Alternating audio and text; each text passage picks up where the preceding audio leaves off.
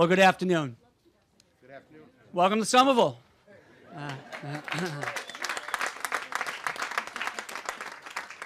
On behalf of the Metropolitan Mayor's Coalition and the Mayor's Housing Task Force, my name is Joe Curtatone.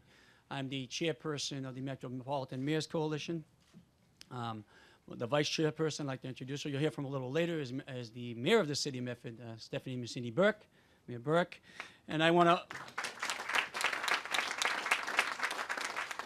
to especially recognize the co-chair of the Housing Task Force, the mayor of the city of Boston, Marty Walsh.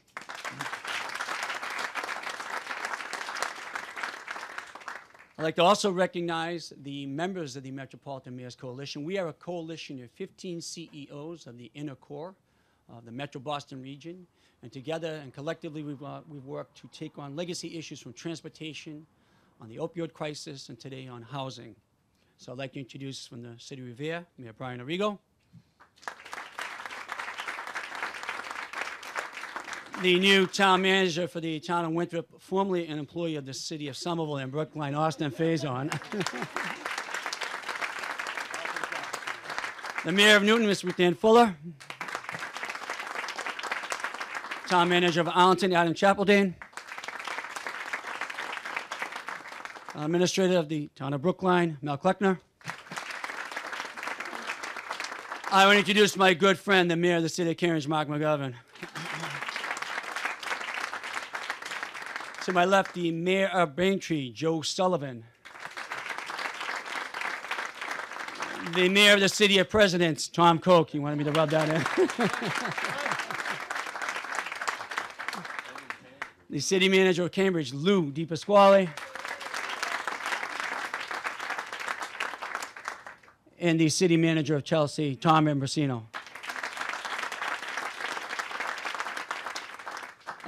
Again, from the state, I want to again welcome Undersecretary of DHCD, Janelle Chan. From Mass Housing, Crystal Cornegay. I also want to recognize he's the former city manager of Chelsea, the secretary of DHCD, a good friend of the Metro Mayor's, EOCD, Jay Ash. He knows who he is. And I do want to say this because he was a leader in this issue. He was an incredible facilitator of this group when he worked for the Metro Mayor's Coalition, then joined the Baker administration.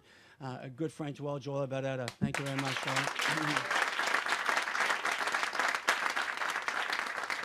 The mayors and town managers of the Metro Mayor's Coalition that have united to take on the housing crisis in our regions represent approximately 1.4 million residents. 1.4 million residents that deserve housing stability.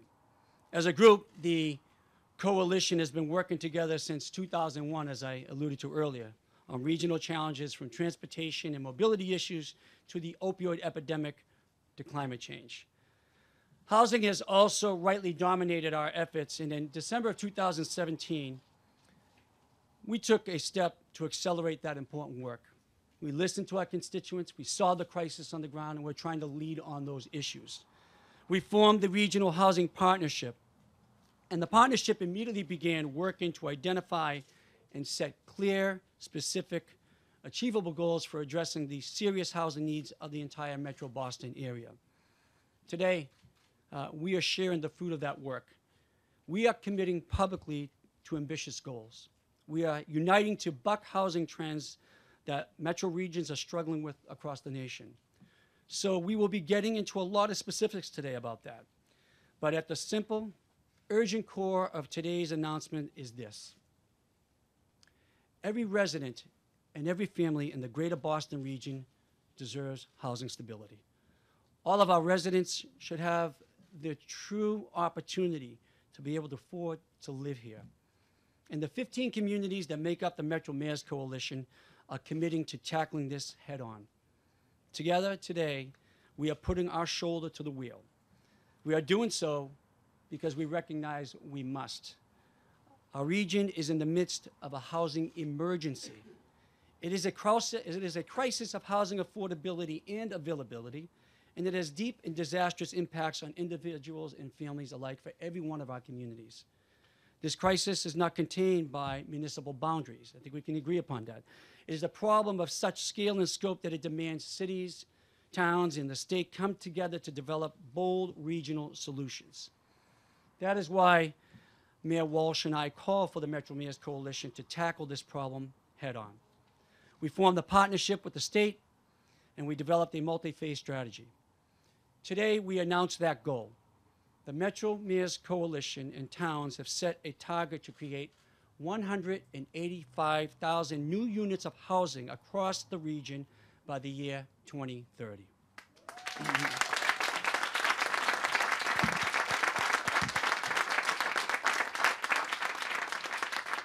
Now, this landmark regional housing commitment includes a regional production goal with a set of 10 principles and best practices to guide the commitment towards meaningful action.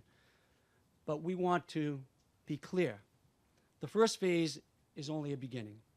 A key commitment is to expand and work with many more surrounding communities to build and strengthen our partnership.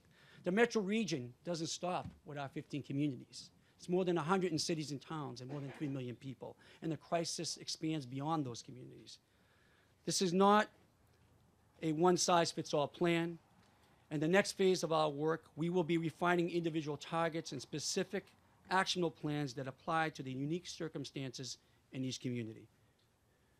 But we believe that we can make meaningful progress, but it requires that we all work together. There are so many that deserve thanks for making this collaboration possible. Key among them, I'd like to thank my fellow members and partners of the Metro Mayors Coalition, our state partners, including Governor Baker and Lieutenant Governor Polito, and Mass Housing. And special thanks to the Metropolitan Area Planning Council for countless hours and incredible effort to coordinate, develop analysis, and keep us moving forward. At this time, it is my honor to introduce the Executive Director of the MAPC, Mr. Mark Drayson.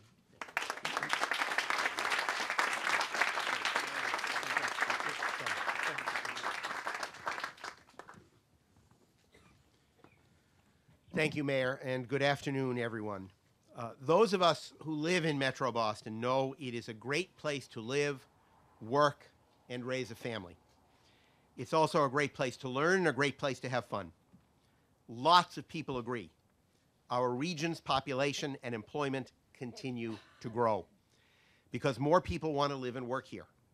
Yet the rate of housing production is not keeping up with demand. As a result, Metro Boston is experiencing a serious housing shortage. Over the past 9 months, MAPC and the Metro Mayors, representing 15 communities in the inner core of Greater Boston, with a population, as the mayor said, of about 1.5 million, have been evaluating growth trends to assess how many new homes we will need to house our growing population. Here are a few things we have learned. Sales prices and rents are among the highest of any large metropolitan area across the country. In fact, 1 out of every 10 homeowners and 1 out of every 4 renters currently pay over half of their income to cover housing costs. This is a burden even for those who are well off. But if you are a low or moderate income household, it is impossible for you to pay so much for housing and still be able to cover the other necessities of life, much less to save for the future. Many of these problems stem from the fact that housing supply is not keeping up with demand. Since 2010, the 15 cities and towns of the Metro Mayors Coalition have added nearly 110,000 residents and 148,000 new jobs, while permitting only 32,500 new housing units. And housing production beyond these 15 communities in the more suburban parts of Metro Boston has been more anemic. Intense competition for the limited available housing drives up prices, makes it difficult for people to find homes they can afford, and forces some lower-income renters to move further out in the region or to leave altogether, a process we call displacement. These challenges are likely to intensify in the coming years. The Metro Mayors communities are on track to add 235,000 net new jobs from 2015 to 2030. Combined with the imminent retirement of the region's baby boomers, well, not imminent, but baby boomer, Yeah, right. What, you want my job? No. Actually, no. She's got a good job. Oh, yeah. This robust economic growth, okay, I'll return to my prepared remarks. I never do prepared remarks. So this robust economic growth will attract hundreds of thousands of new workers to fill those available jobs. If recent trends continue, a growing share of those new workers will want to live near the core of the region, close to their jobs, and all the amenities the area has to offer. And by the way, the seniors don't leave anymore. They want to stay in the community where they've raised their kids, where they have friends and connections, if only they can find a place to either rent or buy after they sell their larger homes. So we need to accommodate both all the senior families who want to stay and the new workers who will be coming in to replace them at their jobs. After factoring in the housing demand created by these new workers, the increasing number of seniors, and the changing needs of existing residents, we estimated that the Metro Mayors Coalition will need to add 185,000 units during the period 2015 to 2030 in order to meet demand and reduce or at least stabilize housing costs. I am proud of the fact that today the mayors and managers of these communities are pledging to work toward achieving that goal together. Because the fact is, no one can do it alone. Each community has to pitch in. Most of these communities have already taken solid steps forward. Mayor Walsh expanded Boston's housing production goal just last week while focusing on concrete steps to protect current residents from displacement. Cambridge and Somerville have added substantially to their housing stock in recent years. Communities like Malden and Quincy, to name only a few, have added housing to their downtowns as part of major redevelopment efforts. Communities like Brookline and Braintree have been working through a sizable list of proposals to expand their own supply. In fact, most of the 15 cities and towns have recognized the need for additional homes, and that wasn't always an understanding that the leaders had, but they do now. But these leaders also know that more needs to be done if we are going to accommodate newcomers while at the same time stabilizing housing costs for the thousands of people who live here now. In fact, production over the first 3 years of this time period, 2015 to 2017, is about half the level we need to meet the 2030 goal, so we need to pick up the pace. But what kind of housing do we need? In fact, the region's housing needs are as diverse as the people who live here. We need housing that works for all kinds of households, renters and homeowners, students and young home buyers, empty nesters and seniors looking to downsize, individuals and couples, as well as families with children. I underline that, families with children, because we don't produce enough units for them. And we particularly need housing for vulnerable residents of our region, including people with disabilities, low and moderate income households, and folks who need services along with housing. Just very briefly, the question of new homes and how that's defined is something that's worth touching on, because in that 185,000, it doesn't mean that you have like a vacant lot and you build a new home or a new apartment building for every one of those units. They can be accessory dwelling units in an existing building. They can be dormitory rooms for our senior population. They can be units that are currently rented out through Airbnb or a similar activity that are reconverted to permanent housing. So they can come in many ways. They're not all just from the ground up. A lot of them are, of course, but not all of them. The leaders of these 15 communities believe that current residents must have housing options they can afford in the communities where they live and where they usually wish to remain. At the same time, newcomers looking to live and work in the region should be able to make a home here. Toward these ends, we have all pledged to work together and in partnership with the Commonwealth to increase housing opportunity in Boston by achieving the Boston region, by achieving the goal we have set today. So now the hard work begins. MAPC has developed as part of this process a robust list of promising strategies from throughout the country and even other parts of the world to preserve and produce the housing we need. Because it's MAPC, there are 137 such strategies. I think we have 40 key ones that we've narrowed down to. Yeah, that's all. We should have worked harder, I know, but But MAPC and the Mayor's Coalition will work with each city and town to choose from the set of these strategies and then implement them. And they won't be the same in every community because each of these communities is different. I know we are already working with some of these communities to develop housing production plans that can be certified by DHCD, along with housing targets appropriate for those individual communities. We will work with our partners in the Baker administration and the legislature to design the supports and funding needed to achieve this goal. And by the way, passing the governor's housing choice legislation would not be a bad first step in accomplishing that goal.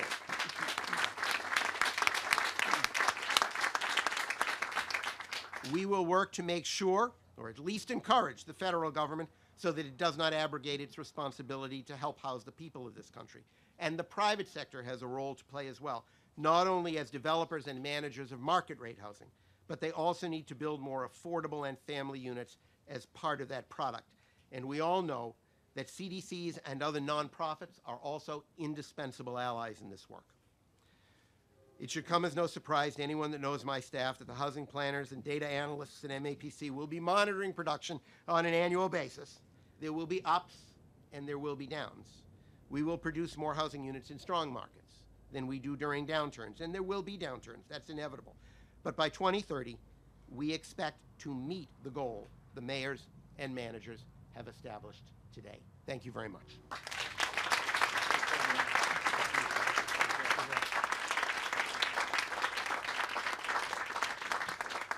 Thank you, Mark.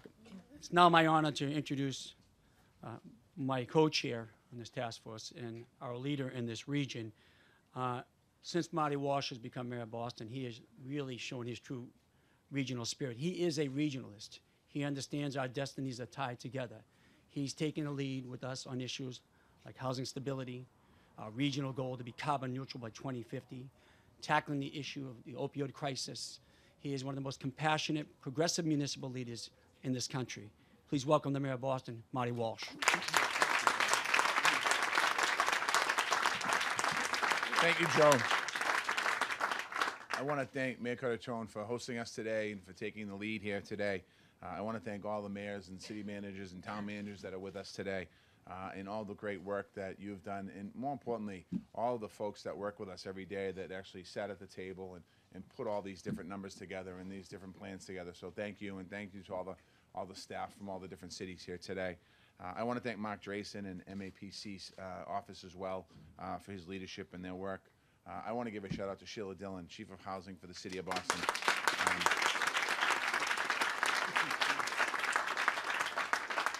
And Sheila clearly is a leader in this country when it comes to housing, and she takes it personal. When we talk about not having enough housing stock in the city of Boston and in the region, Sheila takes it personal. So I want to thank Sheila for her great work. I want to thank Brian Golden, the director of the Boston Planning and Development Agency, as well, for being with us today. Our partners at Mass Housing, Crystal and Massachusetts Department of Housing and Community Development, Janelle, and all of our community partners here today, thank you for being here. We're at an incredible point in the greater Boston's history. Our economy is thriving. Our schools and businesses and hospitals are changing the world. Since 2010, 15 cities and towns have added nearly 110,000 new residences and nearly 150,000 new jobs in the greater Boston area alone. More people are putting down their roots and starting families here, as Joe Curtatone said. More people have chose to grow old here, as Mark said, and our communities are teeming with opportunities. With all the success comes a lot of new challenges. One of our biggest challenges is that all of our communities is facing is housing.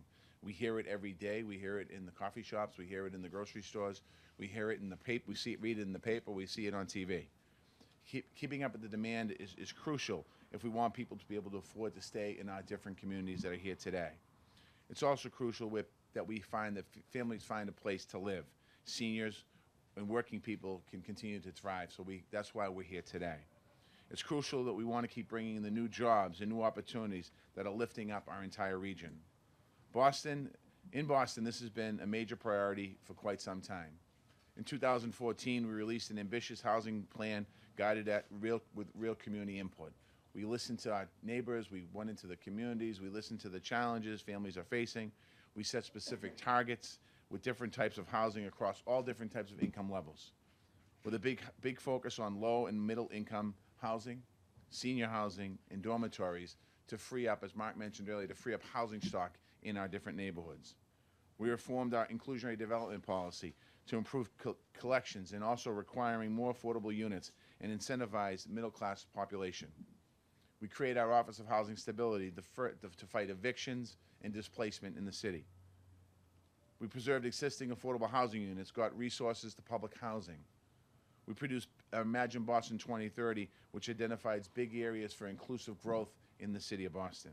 And we're building new homes in areas with the greatest needs on underutilized land close to public transportation. The results, we've gotten 28,000 units completed or in construction. We're 139% of our target pace. We preserved our ratio of nearly a fifth of all units to being income restricted. And nearly a quarter of all rental units are income restricted. And we just set our sights even higher last week. We increased the City of Boston's target for new homes by 2030 from 53,000 units to 69,000 units. And I'm incredibly proud of the work that the team is doing, and I'm incredibly proud of the teams working together with the Metro mayors. But even getting tens of thousands of new units into construction doesn't immediately take away the burden that people feel right now. We need to do more, and we need to do more as a team, and we need to do it as a regional approach. Because housing pressures don't go away once you get a few miles outside the city of Boston. And we expect our population to keep growing. Our cities and towns together are on track to add 235,000 new jobs from 2015 to 2030. We need to be ready to support this type of growth. That's what the Metro Mayors is so important in what we're doing. If we work together on this, we can continue to bring good jobs that will benefit families for the entire region. This is something that will strengthen all of our communities for generations to come. The commitment we're making today will go a long way. We set measurable goals and timelines to reach those goals. We have guided principles, as you heard, to help our communities get to where they need. And as Mark talked about the guided principles and the 40 different principles, every town and city is different in the makeup of how we do things. So it's important for us to think about these principles. A strategy that might work in Boston might not work in Newton. A strategy that might work in Newton might not work in Braintree, and so on and so forth. So we're going to continue this program. This is big, it's ambitious, and the Metro Mayors Coalition is the team to get it done. From preventing youth violence to fighting climate change, we know that the coalition gets results. We've been doing it for many, many years now. I'm proud of this group. I'm proud that we all stepped up together. This is not one city or one town stepping up. We're stepping up together. I believe we'll look back on this as a major turning point, a powerful commitment to a smart and sustainable growth. It will help us strengthen the middle class in our areas. It will make sure that Greater Boston is a thriving economy and that it's working for every single person. Once again, it shows that Massachusetts, we're willing to roll up our sleeves and tackle some of the biggest challenges facing our country right now. And I'd like to, before I bring Mayor Curtatone back up here, I'd like to just thank all my fellow mayors and managers for committing to this work. I also want to thank the state for their partnership in creating more affordable housing. I too want to thank the governor, and I want to thank the legislature for passing an historic housing bond bill last year in the legislature, $1.8 billion that's going to help us as we continue to move forward. It's a vital component to our housing plan, and it will be very important moving forward with this new regional commitment. And to all the housing advocates that are here today, thank you for what you do every single day. Thank you for pushing us. Thank you for challenging us. Because your work, we're here today. Have a great day.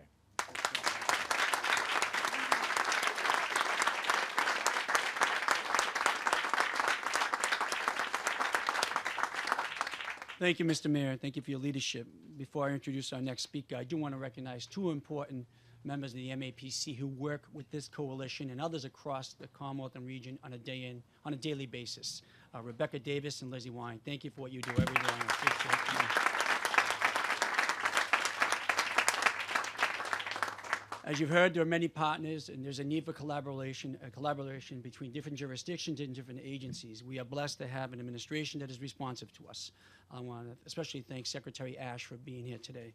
At this time, I'd like to introduce the Undersecretary of the Department of Housing and Community Development, Ms. Janelle Chan.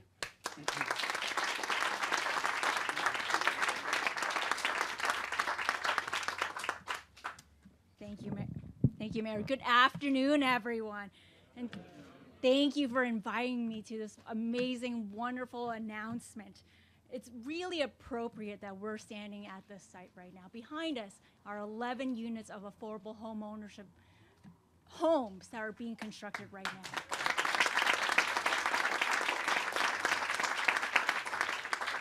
8 of those 11 will be affordable to families who are low to moderate income. That's wonderful, that's amazing, and that recognizes the diversity of housing need here.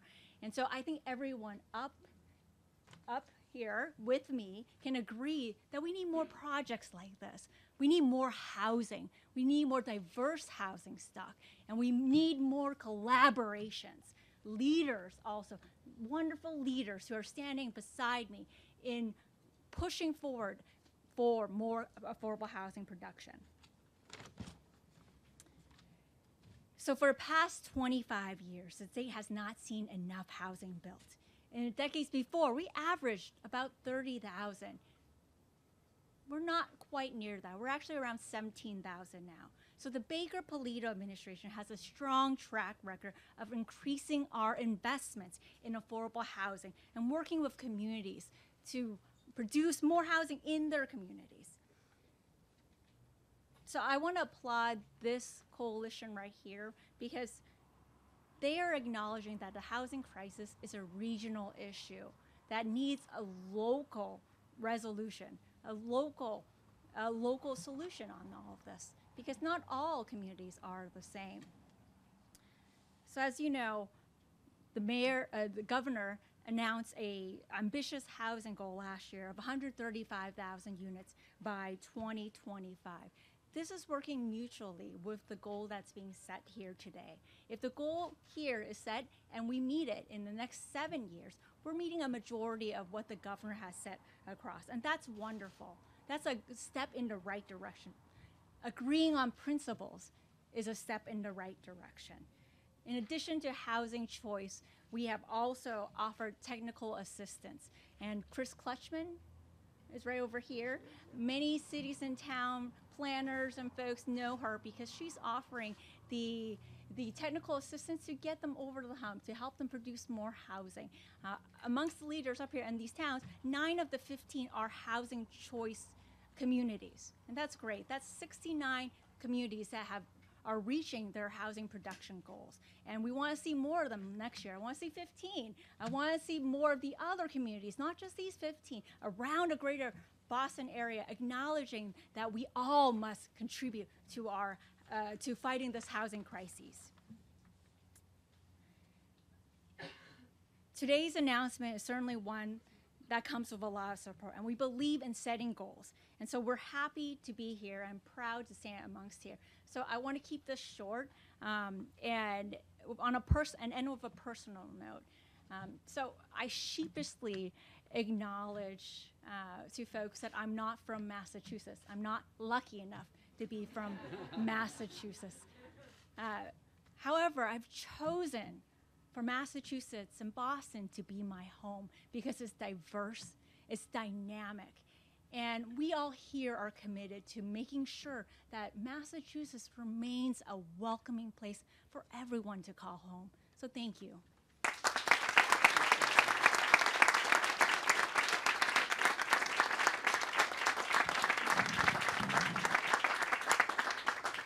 Thank you, Undersecretary Chan. I now have the honor of introducing the Vice Chairperson of the Metro Mayor's Coalition. She's newly elected in the last few years in Medford compared to some of us, but she's immediately been instituting progressive change in Medford. She's been a leader along with myself and Lou DiPasquale and Mark McGovern and others in the region to fight for the Green Line and its survival. It's actually under construction. One of the stops will be right across the street there, and on housing and environmental and other issues of equity. Please welcome the Mayor of the City of Medford, Ms. Stephanie Rossini-Burke.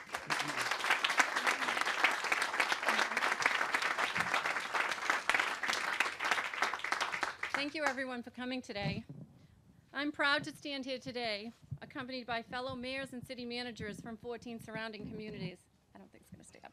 As participants of the Metro Mayor's Coalition.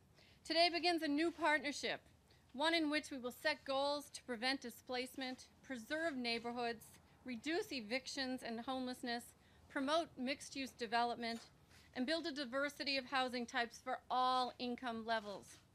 While I know you are quite familiar with the City of Medford, I want to take a few minutes to share with you some highlighted projects taking place in our community.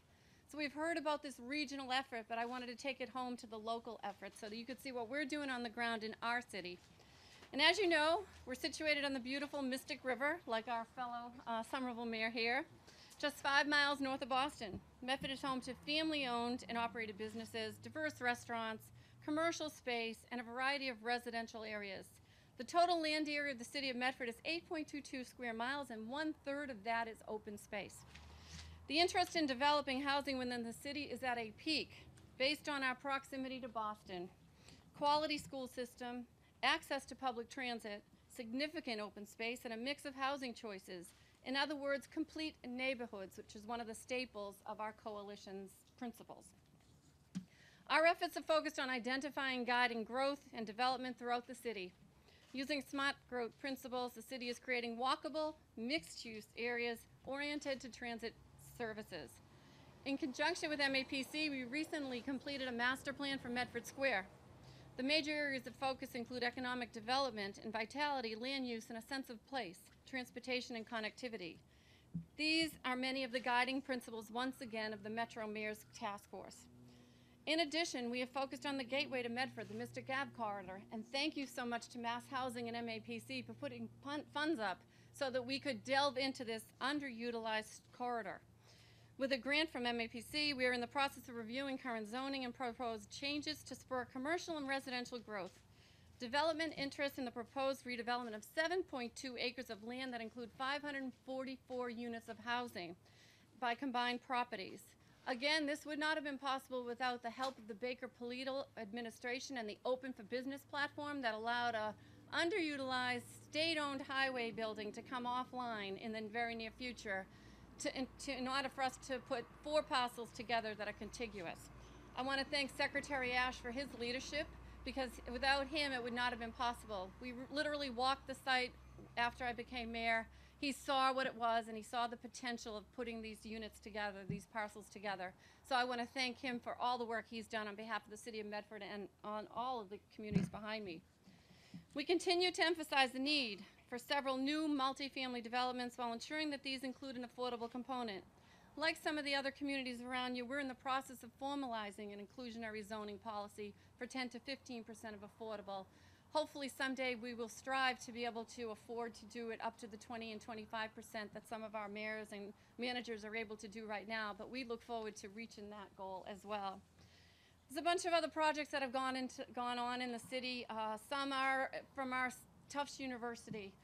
You heard from the mayor of Boston about bringing dorms offline, and what we're finding is a lot of the juniors and seniors of Tufts, they live in our community and they're taking up cherished households that could be for families.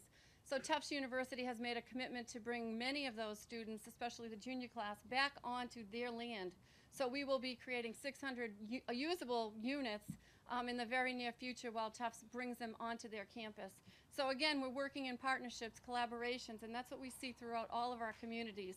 And that's what we all strive for. But there's many other projects, too many to name right now, but Lumiere, 163 units, 200 down on Middlesex Avenue that have been permitted, townhouses that are going up in the Fellsway area, Medford Square, part of our master plan there, hopes to see much more mixed-use development. So we're committing to meeting our housing goals and focusing on the crisis of affordable housing and availability that has created dangerous impacts for the families in our Commonwealth. And by developing that together with the Baker and Polito administration, Mayor Curtatone of Somerville, who has led this charge, and other officials, we broke ground on the GLX just a short 2 months ago.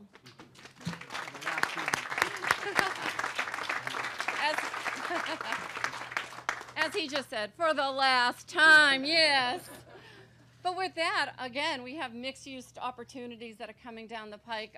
There are people that want to be at our station near College Ave, and of course Ball Square, which is Somerville, but the station's in Medford. So we're working together in order to build a mixed-use community in that neighborhood. So I just want to thank you all for being here today. I want to thank all the members of the staff that work so hard with the MAPC Coalition. They've been at the table, I would hope to say, maybe 30 times over the last several months. And they've put this whole thing together, and it's really the hard work of the people that work in the communities day in and day out that make a difference, and our planning boards that are on board with all of this happening as well.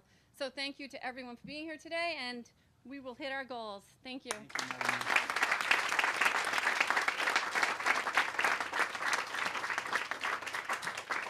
Thank you, Madam Mayor.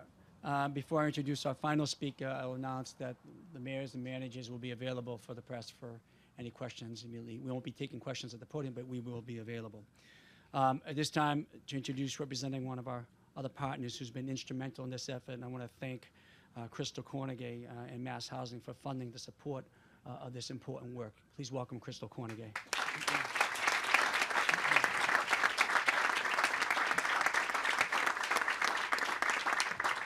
The nice thing about going last is like everything's been said. You sort of like sit there and like, oh, I was going to say that.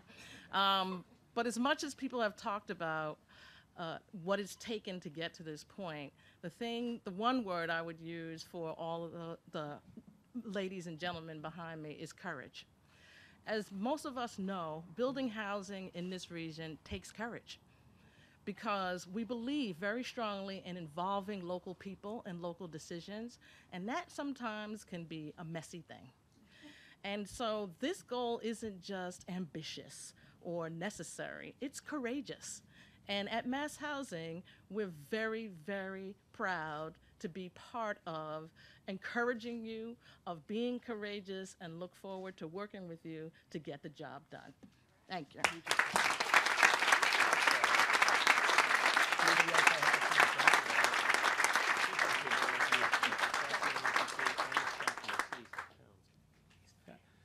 I'm reminded, all the staff members of MAPC we have not recognized, and all the staff members in the planning department, housing divisions, and the CDCs in our communities. Please stand up. Please stand up or raise your hand. Raise your hand. Thank you for all the work you do.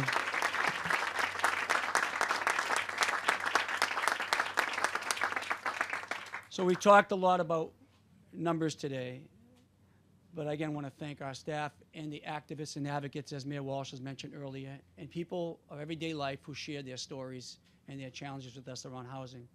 We hear you, and we're listening, and we want to lead on that.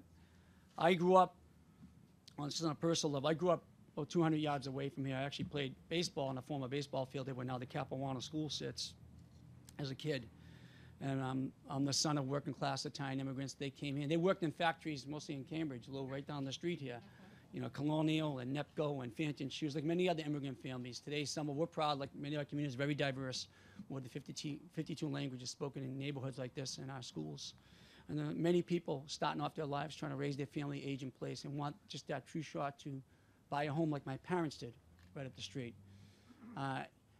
And my parents worked odd jobs. You know, my mother was a cook in nursing homes, and my father eventually was a hairdresser, but he still plowed during snowstorms to make a little bit of money and send us all off to school. I think we can all share, we have those similar stories. I reminded a couple of years ago, just right down the street, another couple hundred yards at 181 Washington Street, the Somerville Community Corporation in the city opened up 34 units of affordable housing. There were 3,500 people on the waiting list. That number and that demand hasn't shrunk. So when I think about the sacrifice all our families have made for all of us, those who immigrated here, those who were born here, those just trying to create a life for themselves and their family, and the opportunity that even though they had to work hard and they had to struggle, there was still a true and authentic chance to succeed and achieve that. You know, is that really in place today for everyone else? That's why we're doing what we're doing. We thank you for your attendance. We thank you for all your work and advocacy. A great saying was mentioned to me once before: the glamour is in all the planning, but the glory is in the execution. So we have a lot of work to be done. Thank you very much. Appreciate it.